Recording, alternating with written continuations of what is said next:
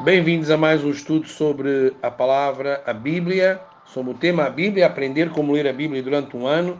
Estamos com 51 dias da Bíblia e agora hoje vamos estudar Efésios. Filipenses. Efésios foi ontem. O que significa Filipenses? O grego para Filipenses segue a prática padrão de nomear as epístolas paulinas em homenagem a seus destinatários. Filipenses afirma ter sido escrito por Paulo. Isso é confirmado nas referências a seu companheiro Timóteo e na descrição que o autor faz de si mesmo.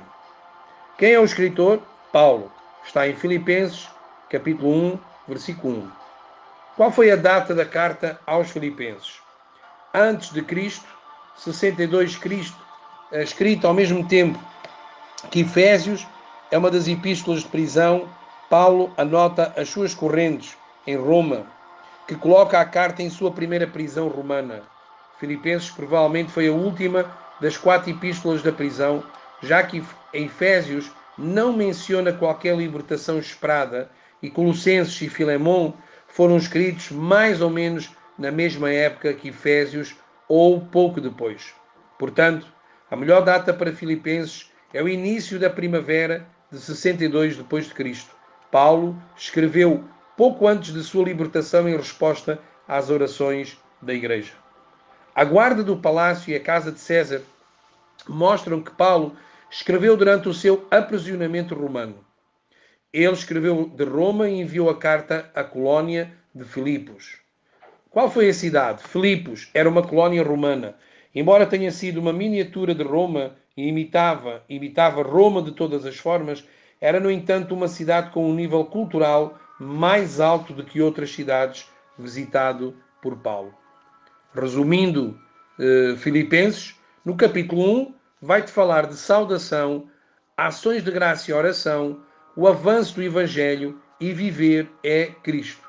No capítulo 2, o exemplo da humildade de Cristo, a luz no mundo, fala de Timóteo e Epafrodito.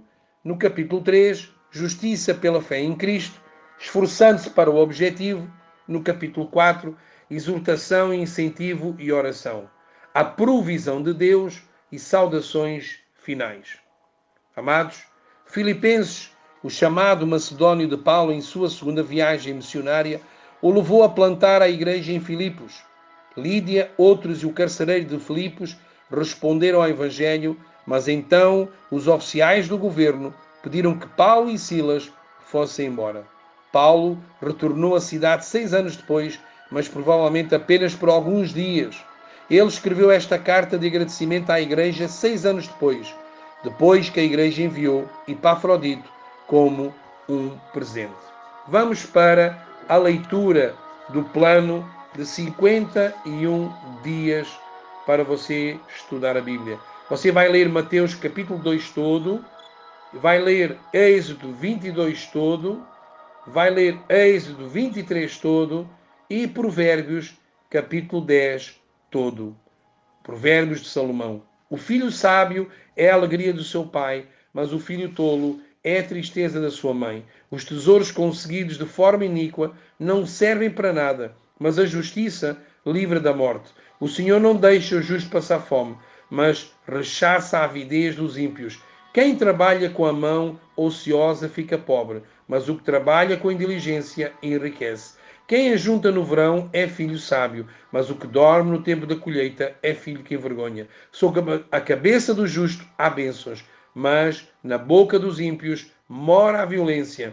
A memória dos justos é abençoada, mas o nome dos ímpios irá apodrecer. Quem tem coração sábio aceita os mandamentos, mas o que fala tolices acaba em ruína. Você poderá ler mais porque é muito grande este Provérbios e você será abençoado. Que Deus te abençoe.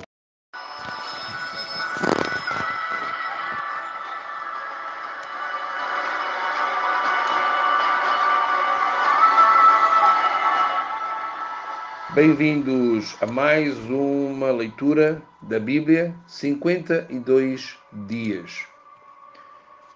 Hoje vamos falar de Colossenses. O que é que significa Colossenses? O título grego segue a prática de nomear as epístolas de Paulo com o nome dos seus destinatários, embora a carta deve ser lida também na vizinha Laodiceia. A autoria. O apoio inicial à autoria paulina vem de Justino, Marcião, Irineu, Tertuliano e Clemente de Alexandria. Vários versículos dentro da própria carta afirmam a autoria de Paulo. A carta afirma ter sido escrita por Paulo. Colossenses tem muitas afinidades com a carta de Paulo, a Filemon, cuja autenticidade é impecável. Ambos os livros incluem o nome de Timóteo na saudação. Marcos, Epáfras, Lucas e Demas. Refere-se ao ministério de Arquipo. Esta é uma parte agora mais chata, vá lá. Não é bem chata que eu quero dizer, mas maçuda. Mas é bom você ter conhecimento disto. Quais são os antecedentes de Colossenses? A igreja foi fundada por Epáfras, um convertido de Paulo em Éfeso. Paulo estava escrevendo de Roma por volta de 62 d.C., ao mesmo tempo em que escreve Efésios e Filemon. Epáfras estava com Paulo, então a carta é entregue por Tíquico e Onésio.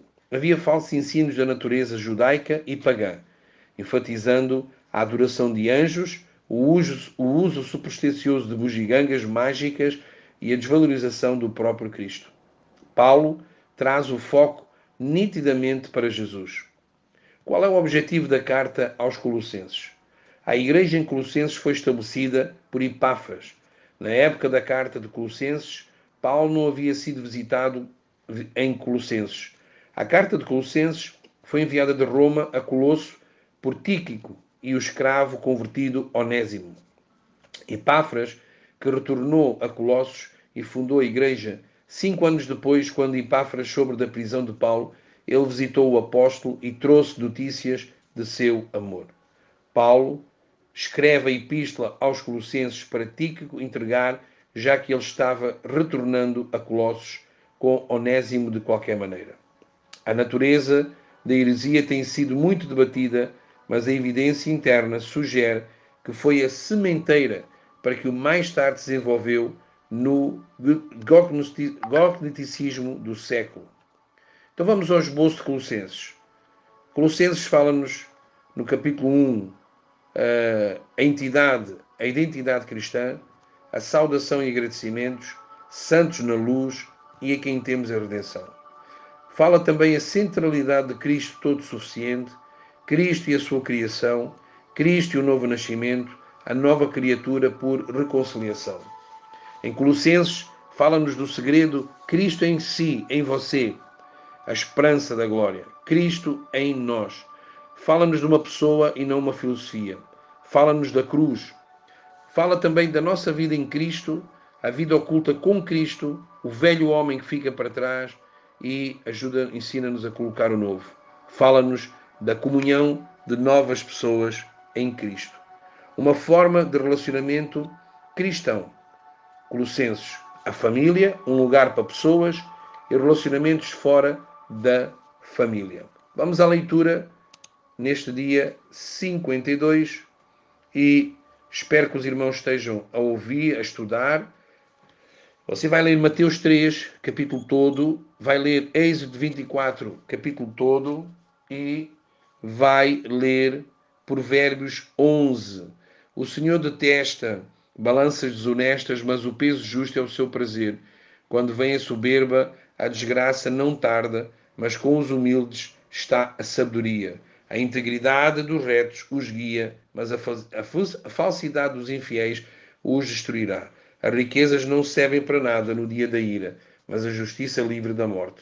A justiça do íntegro endireita o seu caminho, mas o ímpio cai pela sua piedade. Poderá continuar a ler, porque Provérbios têm versículos muito, muito grandes para você poder ser abençoado. Que Deus abençoe.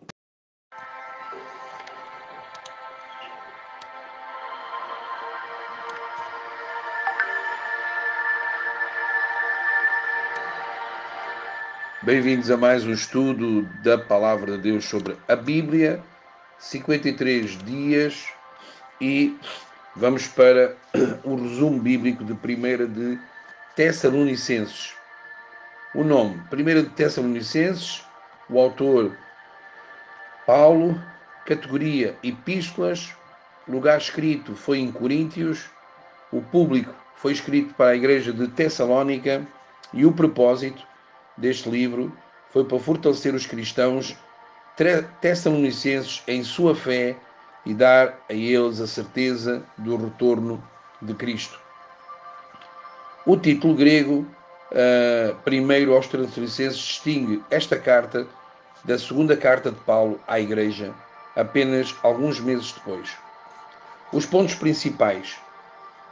Os verdadeiros seguidores de Cristo praticam o Evangelho. Tão importante quanto compartilharmos é esse compartilhamento. A autoria dos Tessalonicenses. A evidência externa, a autoria paulina, tem sido mantida desde o cânon Marcião e o cânon Muratoriano. Os primeiros padres da Igreja também acreditavam que Paulo escreveu 1 de Tessalonicenses. A própria carta apoia fortemente a autoria paulina. A epístola afirma ter sido escrita por Paulo. A organização da Igreja é primitiva, refletindo uma data inicial. E nenhum escritor posterior teria atribuído a Paulo a expectativa não cumprida de viver para ver o arrebatamento. Os ataques à autoria paulina foram derrotados de modo que quase todos os estudiosos, apesar das suas suposições críticas, acreditam que Paulo escreveu esta epístola. Quais foram as circunstâncias? A data. A evidência da carta sugere que Paulo a escreveu apenas alguns meses depois de deixar a cidade em sua segunda viagem missionária no início do verão de 51. Supõe-se geralmente que a primeira epístola de Paulo aos Tessalonicenses é o primeiro livro do Novo Testamento que já foi escrito. A primeira epístola, portanto, nos fornece uma visão do espírito da igreja primitiva, especialmente nas igrejas que eram formadas por gentios convertidos, o que falta nas epístolas que datam das décadas que se seguiram ao grande evento de Pentecostes. A origem. Paulo escreveu de Coríntio para os crentes tessalonicenses, ao norte, na Acaia. Esta era uma igreja muito jovem, com apenas 6 meses de idade. Quais foram os antecedentes e o cenário? Tessalónica, moderna Salónica, fica perto do antigo local de Terma, no Golfo Termaico, no extremo norte do mar Egeu. Esta cidade tornou-se a capital da Macedónia e gozou do status de livre cidade que era governada pelos seus próprios cidadãos, sob o Império Romano, porque estava localizado na principal leste, via Egnátia Tessalónica, e serviu como centro de atividade política e comercial na Macedónia e ficou conhecida como a mãe de toda a Macedónia. A população nos dias de Paulo chegava a 200.000 pessoas, é isso mesmo, 200.000 pessoas. As características. O tom da epístola mostra sentimentos muito afetuosos pelos crentes de Tessalónica. A primeira aos Tessalonicenses contém a explicação mais completa do arrebatamento nas Escrituras. Paulo acreditava na iminência do retorno de Cristo e assim se revelou um proponente de um arrebatamento pré-tribulacional. Quanto tempo Paulo permaneceu em Tessalónica é debatido por Lucas, que registrou que Paulo racionou na sinagoga apenas 3 semanas. No entanto, Owen diz que Paulo ficou de 50 de novembro a 51 de janeiro, então a carta chegou no início do verão de 51 depois de Cristo. Muitos argumentos sugerem essa permanência mais longa. Os filipenses enviaram Paulo pelo menos 2 presentes quando ele estava em Tessalónica. Ele ficou lá tempo suficiente para usar o seu ofício, que era fazer tendas. Paulo vivia de fazer tendas. A prática geral de Paulo era pregar na sinagoga até ser expulso. Evidentemente, isso levou apenas 3 semanas em Tessalónica após o que ele ensinou aos gentios. Uma vez que a maioria dos crentes da Tessalónica eram gentios, anteriormente envolvidos em idolatria, um ministério gentio teria exigido um bom tempo após seu ministério judaico de 3 semanas. O propósito da carta foi visto de diferentes maneiras. Paulo encorajou as pessoas a continuarem a crescer em Cristo, como vinham fazendo, baseado num bom relato de Timóteo. Paulo se defendeu contra alguns em Tessalónica que o acusaram de insinceridade, ganância, bem como por não ter retornado à cidade. Paulo os exortou a permanecerem firmes em face à perseguição. Paulo respondeu perguntas doutrinárias relacionadas aos crentes que morreram antes da volta do Senhor Jesus Cristo. Paulo o instruiu na vida saudável da igreja, como a impureza sexual, respeito pela liderança, preguiça e relacionamentos. Vamos então para a leitura do plano 53.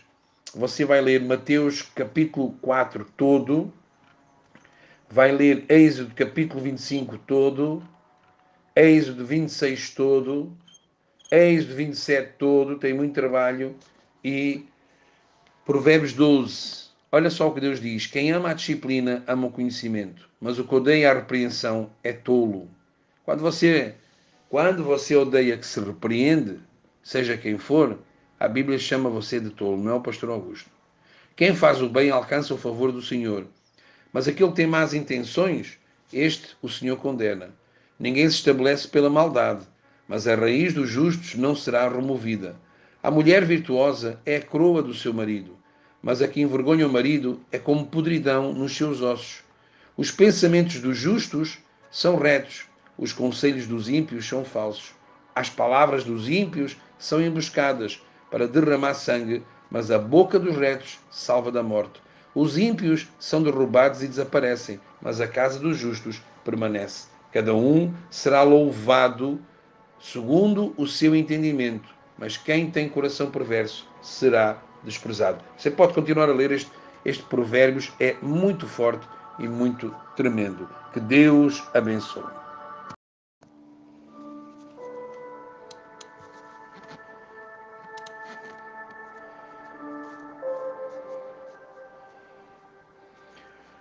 Bem-vindos a mais um estudo da Bíblia, e hoje vamos estudar a segunda carta aos Tessalonicenses. Ontem nós lemos a primeira e agora vamos aprender sobre a segunda. Então, o resumo desta carta fala-nos antecedentes de 2 de Tessalonicenses. Foi uma cidade portuária no Golfo Termaico. Tricotou juntos 26 aldeias. Tinha um principal porto marítimo e base naval da Macedónia. Principal porta de entrada para a Macedónia via Porto e via Egnátia. O caminho ignaciano percorria a cidade de norte a sul. Tinha uma rota terrestre principal em toda a região. Esta epístola foi escrita em 51 depois de Cristo, escrito em Coríntios, depois de ouvir o relatório de Timóteo. Qual foi o objetivo da segunda carta aos Tessalonicenses? Paulo escreveu a segunda carta para ajudar os crentes a lidar com 3 dificuldades que a igreja dos dias de hoje enfrenta. Paulo escreveu para encorajar a perseverança com base em sua recompensa futura no dia do Senhor e para corrigir a sua falsa noção do dia do Senhor. Então ele exortou a disciplina em vez de ociosidade. O tema-chave é o dia do Senhor e as suas implicações no comportamento. Depois temos o aumento da perseguição, falsos ensinos de que o dia do Senhor já havia chegado, e a ociosidade em alguns cristãos tessalonicenses preguiçosos que estavam esperando o arrebatamento. A estrutura da carta, simples, com um endereço seguido de um breve agradecimento. O coração da carta é um pequeno apocalipse que descreve o julgamento escatológico, um misterioso processo de oposição a Cristo por uns sem lei, e uma garantia para a congregação que eles são escolhidos de Deus. O autor então pede oração, adverte contra a ociosidade e conclui com uma bênção que é a assinatura pessoal e o desejo final. O esboço, resumindo aqui a segunda carta de Tessalonicenses, nós vemos o seguinte: nós vemos a fé, esperança, perseverança. Vemos um olá de novo, vemos o contágio de uma fé crescente, vemos alegrias e tristezas no julgamento final de Deus e vemos Paulo a orar novamente. Vemos também o retorno de Cristo, o erro a ser evitado, a apostasia e o homem do pecado, e vemos a vinda e o triunfo de Jesus Cristo. Vamos então para a leitura, já com 54 dias da Bíblia, para você aprender a ler a Bíblia, a estudar a Bíblia. Assim não tem motivo de dizer que nunca leu a Bíblia e também nunca teve a oportunidade de estudar a Bíblia. Em breve, muitos de vocês vão ter a Bíblia na vossa mão, mas hoje em dia você também pode ver pelo seu celular e pode ver pelo seu telemóvel, né? Para poder estudar mais e mais da palavra de Deus. Estamos aqui com um problema no computador, para nos dar aqui, mostrar aqui a leitura, o plano que eu tenho aqui feito. Vamos então seguir em frente.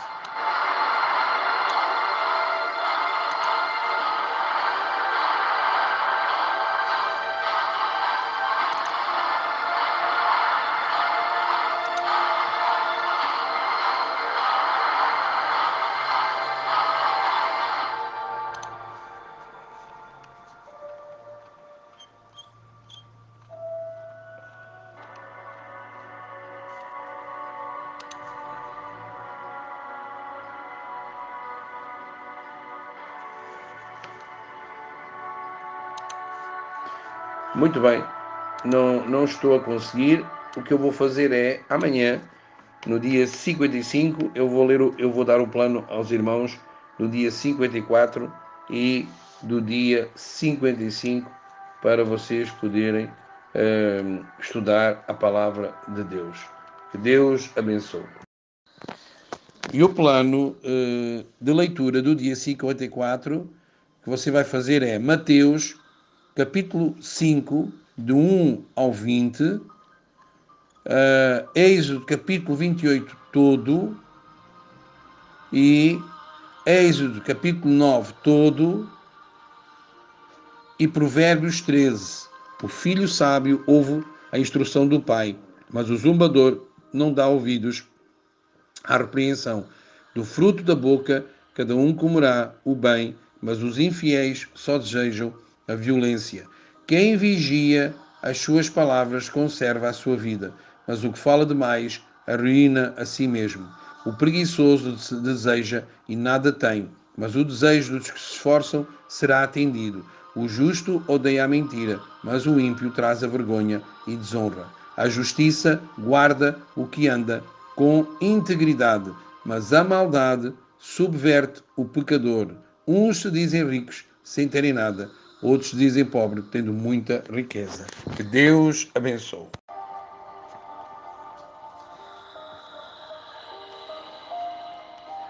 Bem-vindos a mais um estudo sobre como aprender a ler a Bíblia, e estamos com 59 dias em que estamos a aprender a ler a Bíblia e a estudar. Hoje vamos falar do livro de Hebreus. A data do livro de Hebreus. Hebreus, capítulo 10, versículos 32 e 34, parece referir-se a Neronian de 64 antes de Cristo. Alguns têm investido que, uma vez que o tempo não é mencionado, a carta de Hebreus vem depois de 70 depois de Cristo. O mesmo argumento é usado para datar a carta antes de 70 depois de Cristo, desde a queda de Jerusalém, e a destruição não é indicada.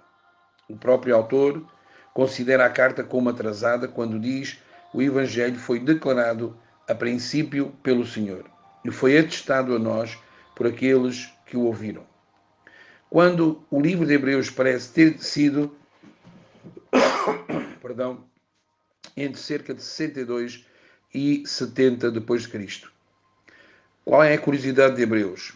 Hebreus 10, versículo 11, revela que foi escrito antes da destruição do templo por Tito. Qual é o autor do livro de Hebreus? O livro de Hebreus não nomeia o seu autor. O livro mais debatido no que diz respeito à autoria local, data, vai no Novo Testamento. Escreveu, só Deus sabe quem escreveu Hebreus. Mesmo no final do século I, não havia um consenso claro sobre a autoria de Hebreus. Quais são os argumentos para a autoria paulina de Hebreus? Apesar da autoria paulina não pode ser confirmada de forma dogmática, há quem indique que Paulo era autor pelas evidências internas e externas, pois escreveu da Itália. O seu companheiro era Timóteo e de que Pedro indicaria Paulo como escritor. A maioria dos escritores da igreja primitiva atribuem isso a Paulo, ou pelo menos dizem que poderia ter sido Paulo. Timóteo é mencionado em Hebreus capítulo 13, versículo 23.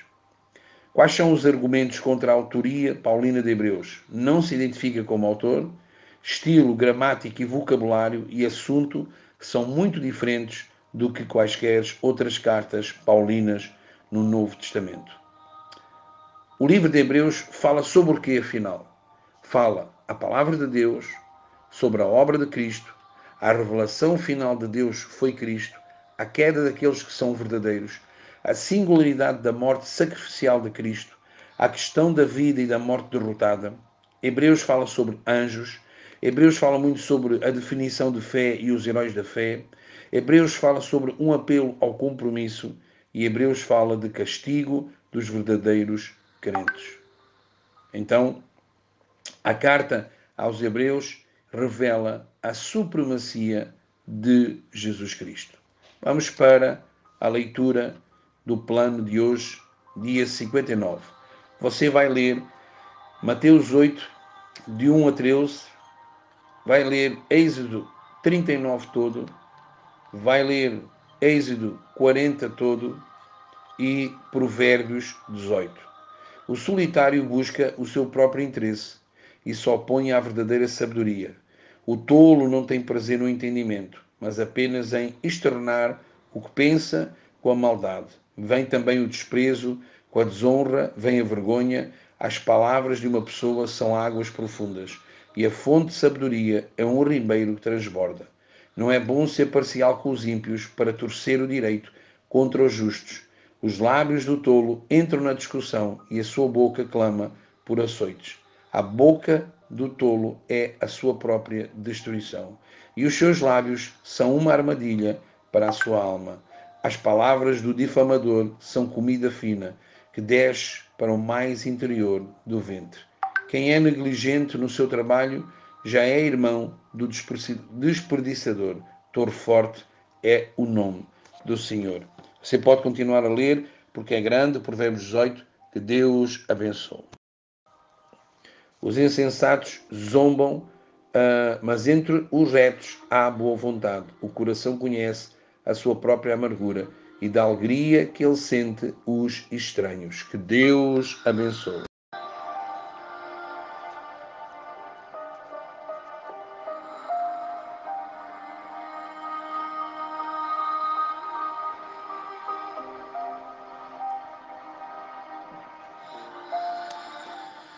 Bem-vindo à Palavra de Deus, ao estudo da Bíblia. Vamos para a segunda epístola de Timóteo.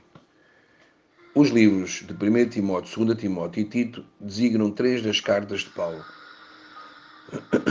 que têm sido chamadas epístolas pastorais. Vamos ver a autoria. As cartas reivindicam outra paulina e contêm as características paulinas típicas, chamado divino, muitos nomes pessoais e ênfases doutrinários. Segundo a prisão romana, outono de 67, primavera de 68, Paulo preso e levado para Roma no outono de 67. Em 2 Timóteo está escrito de Roma para Timóteo, em Éfeso, outono 67. Aqui vemos também que Paulo foi decapitado na primavera de 68. Paulo então escreveu 2 Timóteo de Roma durante o seu segundo encarceramento, quando estava preso, romano, logo após a sua primeira defesa perante o Tribunal Imperial. e como não esperava viver muito mais tempo, pediu a Timóteo que se apressasse até ele antes do inverno. O apóstolo Paulo, como indicado na saudação, as referências de natureza pessoal também confirmam isso, especialmente quando comparado a outras epístolas paulinas. Na introdução de Paulo, ele lembra Timóteo e outros leitores, primeiro, que ele foi chamado por Deus para ser um apóstolo, designado ou escolhido para ser. Em seguida, ele faz referência ao seu relacionamento paterno e carinhoso com Timóteo, além de referir-se ao papel significativo que sua mãe e a avó desempenharam em sua jornada de fé. Então, ele gentilmente exorta Timóteo sobre a sua herança e dons espirituais, vocação, afeto e consagração. Como discurso final de despedida de Paulo, ou Canto dos Cisnes, este livro se compara com as últimas palavras de Moisés. 2 Timóteo é um livro que ilustra a passagem da tocha, do bastão ou de responsabilidades evangélicas. A importância, a urgência deste trabalho não pode ser subestimada. Paulo pede a Timóteo que sirva o dom de Deus que está em si. Finalizando e resumindo, nós vemos o esboço de Timóteo, de 2 Timóteo, a aflição no ministério, portanto, apegando-se a palavras sadias,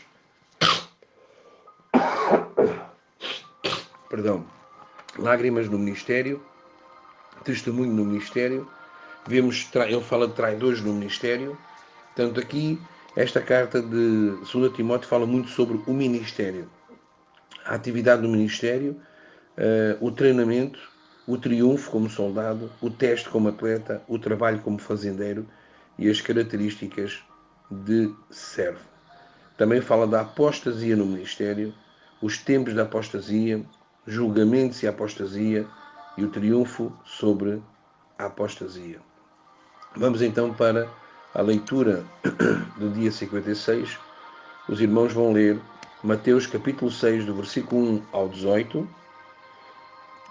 e Êxodo capítulo 33 todo, Êxodo 34 todo, e depois temos Provérbios 15, que você vai ler todo. Eu vou só ler uma estrofe. A resposta branda desvia o furor, mas a palavra dura suscita a ira. A língua dos sábios adorna o conhecimento, mas a boca dos insensatos derrama tolices. Os olhos do Senhor estão em todo o lugar, contemplando os maus e os bons. A língua serena é a árvore da vida, mas a língua perversa esmaga o espírito. O insensato despreza a instrução do seu pai, mas o que aceita a repreensão consegue a prudência. Na casa do justo há grande tesouro, mas no lucro dos ímpios há infelicidade. Que Deus abençoe.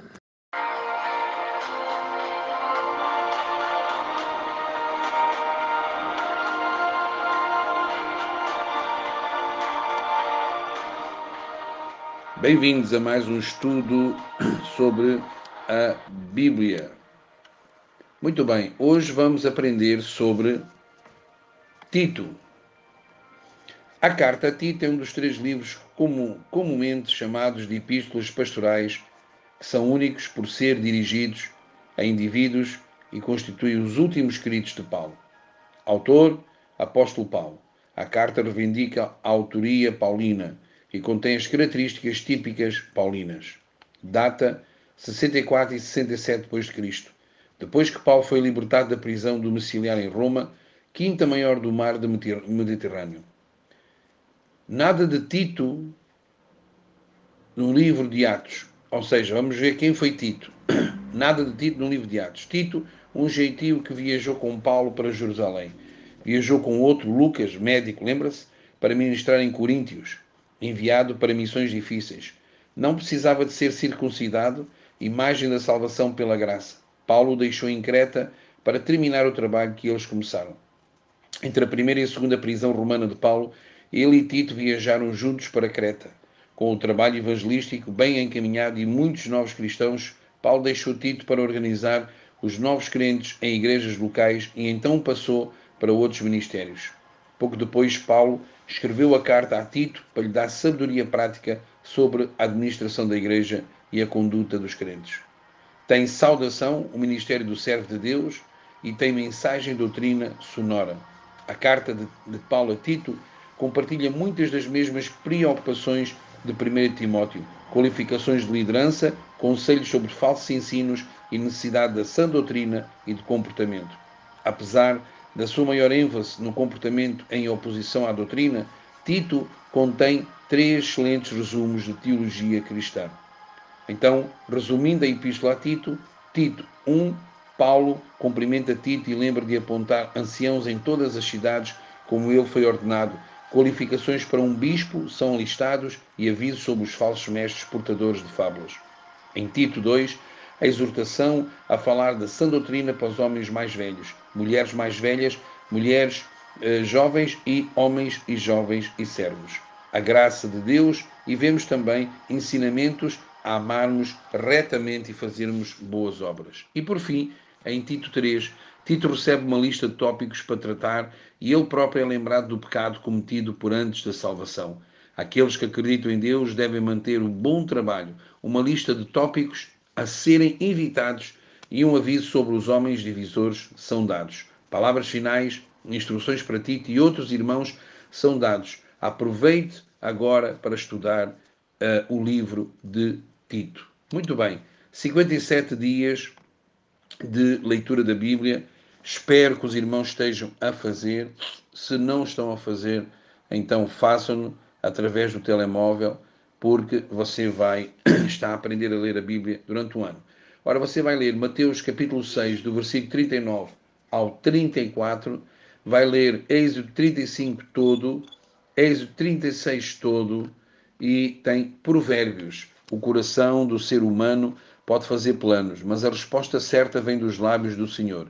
Todos os caminhos de uma pessoa são puros aos seus próprios olhos, mas o Senhor sonda o espírito. Entregue as suas obras ao Senhor e o que você tem planejado, e se realizará. O Senhor fez todas as coisas para determinados fins, até o ímpio para o dia da calamidade. O Senhor detesta todo aquele que é orgulhoso. É evidente que este não ficará impune. Pela misericórdia e pela verdade se expia a culpa. Pelo temor do Senhor se evita o mal. Se os caminhos de alguém são agradáveis ao Senhor, Ele faz com que até os seus inimigos vivam em paz com Ele. Melhor é o pouco, havendo justiça, do que grandes rendimentos com injustiça. O coração do ser humano traça o seu caminho, mas o Senhor lhe dirige os passos. Que Deus abençoe.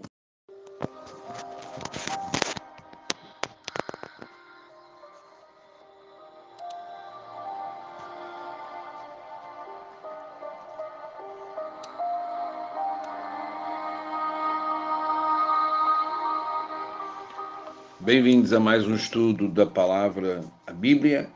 Estamos a aprender como ler a Bíblia durante um ano e hoje vamos aprender no Novo Testamento sobre Filemon. O que significa Filemon?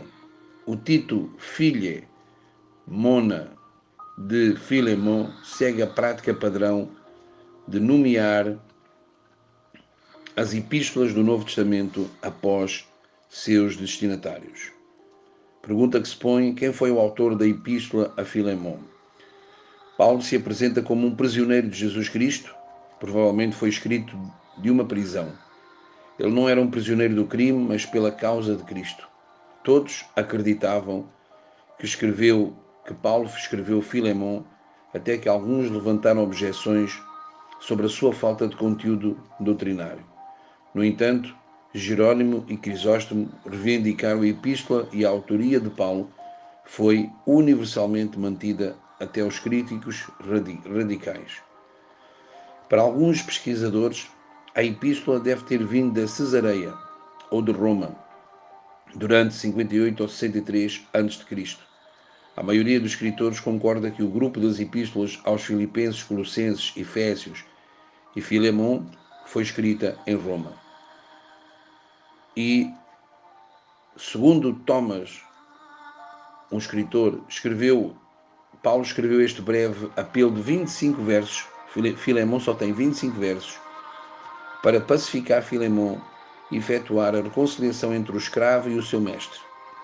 Os seus outros propósitos eram elogiar Filemon para mostrar compaixão por outros crentes, para anunciar os seus planos de visitar Filemon após a sua libertação antecipada e enviar saudações dos seus associados. Paulo refere-se a si mesmo 3 vezes como autor. Também menciona Onésimo, vigiando como Tíquico para entregar a carta aos Colossenses à mesma cidade, argumentando assim pela autoria de ambas as cartas por Paulo. Agora vamos ver a estrutura e tópicos de Filemon. Nos versos de 1 a 3, fala-nos da saudação de Paulo a Filemon. Dos versos 4 a 7, fala-nos da ação de graças e oração de Paulo. Nos versos 8 e 20, o apelo de Paulo a Filemon em nome de Onésimo. Nos versos 21 a 25, a palavra pessoal e saudação de Paulo. Filemon, um provável proprietário de escravos, é o principal destinatário, mas inclui outros em sua igreja, usando o plural, seu durante a primeira prisão de Paulo em Roma. Ele levou a Cristo o escravo fugitivo de Filemon, chamado Onésimo. A carta revela que Onésimo havia feito algumas injustiças a Filemon antes de fugir.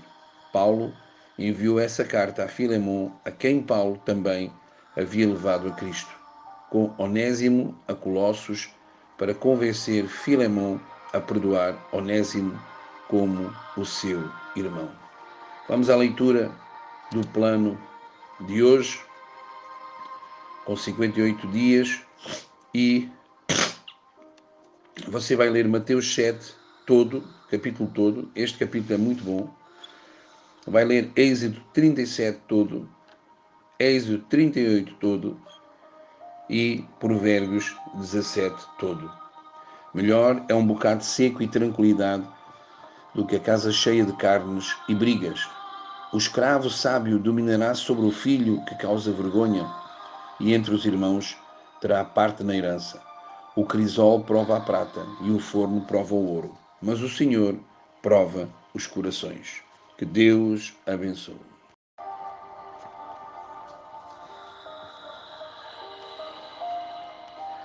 Bem-vindos a mais um estudo sobre como aprender a ler a Bíblia, e estamos com 59 dias em que estamos a aprender a ler a Bíblia e a estudar. Hoje vamos falar do livro de Hebreus. A data do livro de Hebreus. Hebreus, capítulo 10, versículo 32 e 34, parece referir-se a Neroian de 64 antes de Cristo. Alguns têm investido que, uma vez que o tempo não é mencionado, a carta de Hebreus vem depois de 70 depois de Cristo. O mesmo argumento é usado para datar a carta antes de 70 depois de Cristo, desde a queda de Jerusalém, e a destruição não é indicada. O próprio autor considera a carta como atrasada quando diz: o Evangelho foi declarado a princípio pelo Senhor e foi atestado a nós por aqueles que o ouviram. Quando o livro de Hebreus parece ter sido entre cerca de 62 e 70 depois de Cristo. Qual é a curiosidade de Hebreus? Hebreus 10, versículo 11, revela que foi escrito antes da destruição do templo por Tito. Qual é o autor do livro de Hebreus? O livro de Hebreus não nomeia o seu autor. O livro mais debatido no que diz respeito à autoria local, data, vai no Novo Testamento. Só Deus sabe quem escreveu Hebreus. Mesmo no final do século I, não havia um consenso claro sobre a autoria de Hebreus. Quais são os argumentos para a autoria paulina de Hebreus? Apesar da autoria paulina não pode ser confirmada de forma dogmática, há quem indique que Paulo era autor pelas evidências internas e externas, pois escreveu da Itália. O seu companheiro era Timóteo, e de que Pedro indicaria Paulo como escritor. A maioria dos escritores da igreja primitiva atribuem isso a Paulo, ou pelo menos dizem que poderia ter sido Paulo.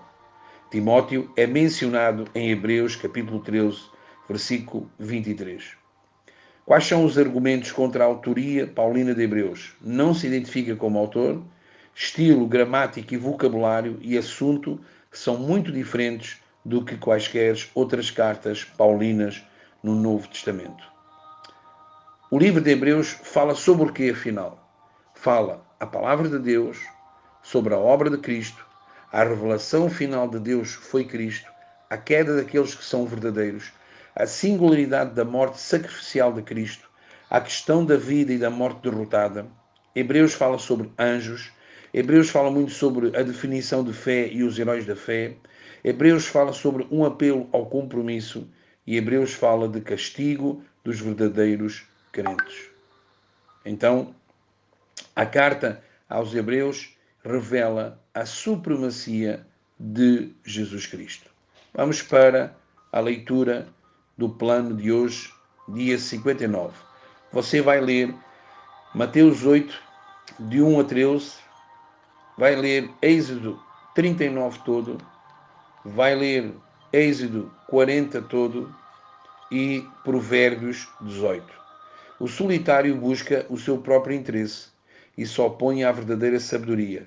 O tolo não tem prazer no entendimento, mas apenas em externar o que pensa com a maldade. Vem também o desprezo, com a desonra vem a vergonha. As palavras de uma pessoa são águas profundas, e a fonte de sabedoria é um ribeiro que transborda. Não é bom ser parcial com os ímpios para torcer o direito contra os justos. Os lábios do tolo entram na discussão e a sua boca clama por açoites. A boca do tolo é a sua própria destruição, e os seus lábios são uma armadilha para a sua alma. As palavras do difamador são comida fina, que desce para o mais interior do ventre. Quem é negligente no seu trabalho já é irmão do desperdiçador. Touro forte é o nome do Senhor. Você pode continuar a ler, porque é grande, Provérbios 18, que Deus abençoe.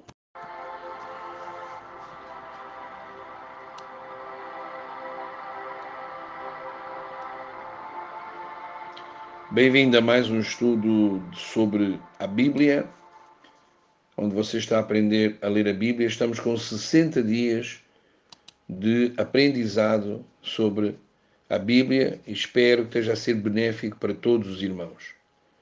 Hoje vamos falar sobre o livro de Tiago. Quem foi o autor da carta de Tiago? A visão tradicional, capítulo 1, versículo 1, é que o autor é Tiago, o justo, o meio-irmão de Jesus, que creu em Cristo em sua ressurreição e logo liderou a igreja de Jerusalém. A tradição da igreja primitiva atribui a carta a Tiago, o justo, que não era apóstolo, embora dois outros homens chamados Tiago fossem apóstolos. O autor desta epístola identifica-se como o próprio Tiago, servo de Deus e do Senhor Jesus Cristo. Tiago afirma que ele é um servo de Deus e do Senhor Jesus Cristo. Muitos estudiosos concordam que o livro de Tiago foi escrito por Tiago, o justo, irmão do Nosso Senhor e líder da mãe da igreja em Jerusalém. Tiago, o justo, é chamado simplesmente de Tiago em Atos, capítulo 12, versículo 17. A data da carta de Tiago. Tiago é proeminente no Conselho de Jerusalém em 49 depois de Cristo e nenhuma menção na carta. Tiago é mencionado em Atos, capítulo 12, versículo 17, após a morte de Tiago, o irmão de João. Assim, a carta foi provavelmente escrita entre 44 e 49 depois de Cristo. A ausência de referência à queda de Jerusalém e à controvérsia judaica hoje em dia apoiam uma data anterior. Qual é o objetivo e a situação da carta de Tiago? Aparentemente se reúne regularmente na sinagoga. O livro de Tiago fala: os ricos entre eles exploravam os pobres dentro da congregação. Os destinatários também evidenciaram uma visão mundana e materialista que carecia de compaixão. E aqui nós vemos 6 blocos de ensino principais. Primeiro, cumpridor da palavra, não sendo parcial para os ricos, justificando a fé e as obras, fala de a língua, fala da denúncia dos ricos opressores e fala de oração. A epístola foi escrita em Jerusalém, provavelmente por volta de 61 depois de Cristo, às 12 tribos espalhadas pelo exterior, que indica que ele estava escrevendo de Jerusalém para os judeus da dispersão, e, meus irmãos, indica que esses eram cristãos judeus vivendo longe de Jerusalém. O livro de Tiago fala para suportar as tentações, a atitude essencial em provações e tentações, o caminho para vencer provações e tentações, a origem das provações e tentação, e os preparativos necessários para suportar as provações e também as tentações. Mas também Tiago fala sobre submetermos a Deus o juízo, julgando aos outros, e o homem rico acumular riquezas. Fala também da paciência. Seja paciente, persista, mantenha os olhos focados no retorno do Senhor. Vamos para a leitura do dia de hoje. Você vai ler Mateus 8, capítulo 8, versículo 14 a 34. Vai ler Levítico, capítulo 1 todo, Levítico, capítulo 2 todo e Provérbios 19. Melhor é o pobre que anda na sua integridade do que o perverso de lábios, que é um tolo. Não é bom agir sem pensar. Quem se precipita acaba pecando. A tolice de uma pessoa perverte o seu caminho, mas é contra o Senhor que o seu coração se irrita. Na riqueza, os amigos se multiplicam, mas o pobre até o seu único amigo abandona. A falsa testemunha não ficará impune, e o que prefere mentiras não escapará. Ao generoso, muitos o adulam, e todos são amigos de quem dá presentes, se os irmãos do pobre o detestam. Quanto mais se afastarem dele, os seus amigos, corre atrás deles com súplicas, mas não os alcança. Quem adquire sabedoria, ama a sua alma. O que conserva o entendimento, acha o seu bem. Você pode continuar a ler em sua casa, pelo telemóvel, celular, ou quem tem Bíblia, pela sua Bíblia. Que Deus abençoe.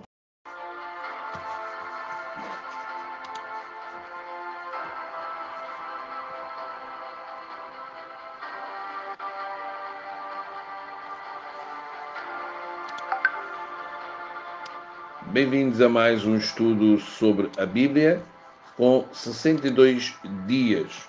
E hoje vamos para o resumo de 2 de Pedro.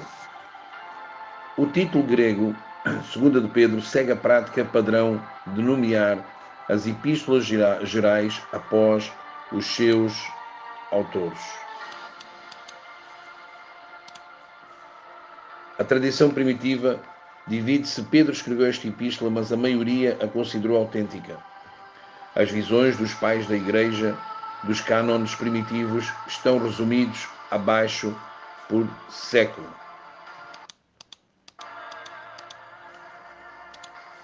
As evidências eternas da autoria. Simão Pedro, servo e apóstolo de Jesus Cristo. Vemos testemunha ocular da transfiguração de Jesus. Em 2 de Pedro, vemos se refere as palavras de Jesus sobre o mártírio de Pedro. A referência ao amado irmão Paulo coloca o autor no mesmo nível da autoridade apostólica que Paulo. Refere-se claramente a 1 de Pedro. Esta já é a segunda carta que vos escrevo, visto que Pedro considera a sua morte próxima. 2 de Pedro está escrito na forma de um testamento de Pedro. Pedro foi martirizado na primavera de 64 d.C. 2 de Pedro provavelmente foi escrito nesse mesmo ano, pouco antes da sua morte. Perdão. 2 de Pedro enfatiza o conhecimento mostrado nas ocorrências de palavras para o conhecimento. Pedro queria que os seus leitores conhecessem 3 áreas. Primeiro, um conhecimento de Deus e a sua escolha deles, um conhecimento das características e destruição dos futuros falsos mestres e um conhecimento da volta de Cristo e da vinda do Senhor Jesus. Esse conhecimento deve funcionar em um comportamento piedoso e uma cautela que os protege de serem enlaçados por heresias que os cercam. Os 2 últimos versículos da epístola enfatizam especialmente esse duplo propósito para o conhecimento e proteção e maturidade. O escritor desta epístola se identifica em 2 de Pedro, capítulo 1, versículo 1, como Simão Pedro. Ele indica estava presente na transfiguração. Ele sugere ainda uma consciência da previsão de Cristo que fez para ele. Resumindo o esboço de 2 de Pedro, você vai ver no primeiro aviso, você tem a verdade para guiá-lo, a verdade de uma fé preciosa semelhante, a verdade que permite maturidade espiritual e crescimento, a verdade onde você deve ser lembrado, a verdade de ouvir e testemunhas oculares, a verdade dos homens movidos por Deus. No segundo aviso, você tem falsos professores para se preocupar, falsos professores, verdades sobre isso, falsos mestres enfrentam o julgamento divino pelos seus pecados, falsos mestres iludem os crentes e falsos mestres estão vazios da verdade e se enredam no pecado. No terceiro e último aviso, você tem promessas de lhe dar esperança, a promessa que o ímpio enfrentará o julgamento, a promessa que o Senhor dá tempo para que todos se arrependam e a promessa que o dia do Senhor está chegando como o ladrão da noite, a promessa de novos céus e nova terra e a promessa das coisas para esperarem. É um livro muito, muito interessante e que eu encorajo todos a ler. Leitura do dia 62 para você poder aprender a estudar mais a Bíblia. Você vai então ler Mateus capítulo 9, do 18 ao 38. Espera lá que agora perdi aqui. Mateus 18 e vamos lá aqui. Portanto, Mateus capítulo 9, assim é que é, versículo 18 a 38. Levítico capítulo 5, todo. Levítico capítulo 6, todo. E Provérbios 21, todo. Como correntes de águas, assim é o coração do rei na mão do Senhor. Este o dirige para onde quiser. Todo o caminho de uma pessoa é reto aos seus próprios olhos, mas o Senhor sonda os corações. Fazer justiça e julgar com retidão é mais aceitável ao Senhor do que oferecer sacrifícios. Você poderá dar continuidade a este estudo da Bíblia, Provérbios 21, para ser abençoado. Que Deus abençoe.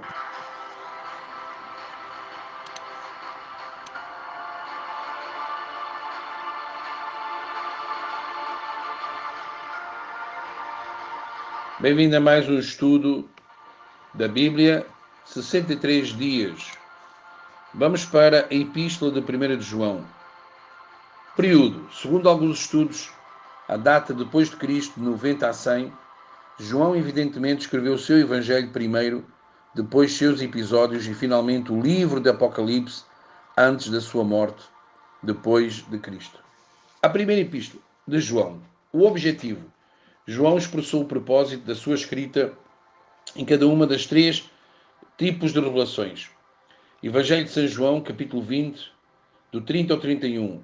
E muitos outros sinais realmente fizeram Jesus na presença dos seus discípulos, que não estão escritos neste livro, mas estes são escritos para que possa acreditar que Jesus é o Cristo, o Filho de Deus, e que acreditando que você pode ter vida através do nome dele. Autoria. A sua primeira epístola em 1 de João, capítulo 5, 13. A carta de 1 de João é a melhor atestada de todas as epístolas gerais. A maioria dos estudiosos conservadores e os liberais o datam logo depois de 90 a 110 depois de Cristo. A epístola não mencionava nenhuma perseguição que durou durante o reinado domiciano. Isto pode surgir uma data antes de 81 depois de Cristo. E João diz: escrevi estas coisas que você que crê no nome do Filho de Deus, para que saibais que tendes vida eterna e para que creiais no nome do Filho de Deus. João, apóstolo, amor, luz e vida, filho do trovão, melhor amigo de Jesus, encostado no peito de Jesus, apóstolo de amar, testificador da divindade de Jesus, denunciador de falsas doutrinas, pastor da igreja de Éfeso, fundada pelo apóstolo Paulo, autor do Evangelho de João, de 1ª, 2ª e 3ª e Apocalipse. Quais são as características do João e do sermão? No sermão, no estilo, nenhuma saudação ou conclusão, Como outras cartas, isto é em família. Epístola em vez de uma epístola de igreja, ou seja, como restaurar disfunção na família. Exclui o mundo e foca muito nos crentes. A Revelação em Apocalipse, capítulo 1, 19, escreve aquilo que viu e o que viu são as coisas que seguirão a seguir. Nós vemos aqui também que a carta de João tem pelo menos 5 propósitos declarados: promover a comunhão, produzir alegria, proteger a santidade, a santidade, sim, prevenir a heresia e assegurar a salvação. A segunda epístola de João nós vamos ver amanhã e hoje o seu plano de leitura vai passar pelo seguinte: Mateus capítulo 10, do versículo 1 ao 25, vai ler Levítico 7 todo, Levítico 8 todo e Provérbios 22 todo. Mais vale o bom nome do que as muitas riquezas, ser estimado é melhor do que a prata e o ouro. O rico e o pobre têm algo em comum. O Senhor fez tanto um como o outro.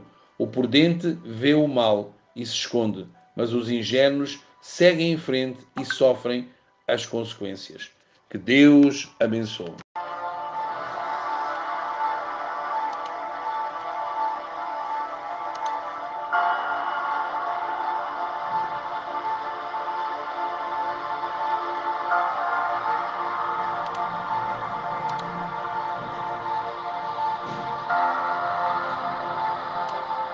Bem-vindos a mais um estudo sobre a palavra, a Bíblia, sobre o tema a Bíblia, aprender como ler a Bíblia durante um ano.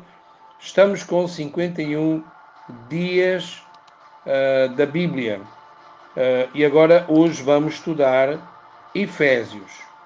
O que significa, Filipenses, Efésios foi ontem. O que significa Filipenses? O grego para Filipenses segue a prática padrão de nomear as epístolas paulinas em homenagem a seus destinatários. Filipenses afirma ter sido escrito por Paulo. Isso é confirmado nas referências a seu companheiro Timóteo e na descrição que o autor faz de si mesmo. Quem é o escritor? Paulo. Está em Filipenses, capítulo 1, versículo 1. Qual foi a data da carta aos Filipenses? Antes de Cristo, 62 Cristo, escrito ao mesmo tempo que Efésios, é uma das epístolas de prisão. Paulo anota as suas correntes em Roma, que coloca a carta em sua primeira prisão romana. Filipenses provavelmente foi a última das 4 epístolas da prisão, já que Efésios não menciona qualquer libertação esperada e Colossenses e Filemão foram escritos mais ou menos na mesma época que Efésios ou pouco depois. Portanto, a melhor data para Filipenses é o início da primavera de 62 depois de Cristo. Paulo escreveu pouco antes de sua libertação em resposta às orações da igreja. A guarda do palácio e a casa de César mostram que Paulo escreveu durante o seu aprisionamento romano. Ele escreveu de Roma e enviou a carta à colónia de Filipos. Qual foi a cidade? Filipos era uma colónia romana. Embora tenha sido uma miniatura de Roma e imitava Roma de todas as formas, era, no entanto, uma cidade com um nível cultural mais alto do que outras cidades visitado por Paulo. Resumindo, Filipenses, no capítulo 1, vai-te falar de saudação, ações de graça e oração, o avanço do Evangelho e viver é Cristo. No capítulo 2, o exemplo da humildade de Cristo, a luz no mundo, fala de Timóteo e Epafrodito. No capítulo 3, justiça pela fé em Cristo, esforçando-se para o objetivo. No capítulo 4, exortação, incentivo e oração. A provisão de Deus e saudações finais. Amados, Filipenses, o chamado macedónio de Paulo em sua segunda viagem missionária, o levou a plantar a igreja em Filipos. Lídia, outros e o carcereiro de Filipos responderam ao Evangelho, mas então os oficiais do governo pediram que Paulo e Silas fossem embora. Paulo retornou à cidade 6 anos depois, mas provavelmente apenas por alguns dias. Ele escreveu esta carta de agradecimento à igreja 6 anos depois. depois que a igreja enviou Epafrodito como um presente. Vamos para a leitura do plano de 51 dias para você estudar a Bíblia. Você vai ler Mateus capítulo 2 todo, vai ler Êxodo 22 todo, vai ler Êxodo 23 todo e Provérbios capítulo 10 todo. Provérbios de Salomão. O filho sábio é a alegria do seu pai, mas o filho tolo é a tristeza da sua mãe. Os tesouros conseguidos de forma iníqua não servem para nada, mas a justiça livra da morte. O Senhor não deixa o justo passar fome, mas rechaça a avidez dos ímpios. Quem trabalha com a mão ociosa fica pobre, mas o que trabalha com inteligência enriquece. Quem ajunta no verão é filho sábio, mas o que dorme no tempo da colheita é filho que envergonha. Sobre a cabeça do justo há bênçãos, mas na boca dos ímpios mora a violência. A memória dos justos é abençoada, mas o nome dos ímpios irá apodrecer. Quem tem coração sábio aceita os mandamentos, mas o que fala tolices acaba em ruína. Você poderá ler mais porque é muito grande este Provérbios e você será abençoado. Que Deus te abençoe. Agora que você acabou de ouvir este áudio da campanha do Salmo 91, eu sou o pastor José Augusto, somos o Ministério Juntos por Cristo, e se você quer fazer parte deste mover que está a impactar as nações, 21 nações, se quer ser acompanhado, se quer ter rotina espiritual e entrar no pacto de prosperidade connosco, você pode mandar para uma mensagem para mim por e-mail para joseaugusto.jpc@gmail.com ou pelo telefone 935543361. Nós estamos fazendo toda a diferença. Lembre-se, debaixo desta visão só falta você. Que Deus abençoe.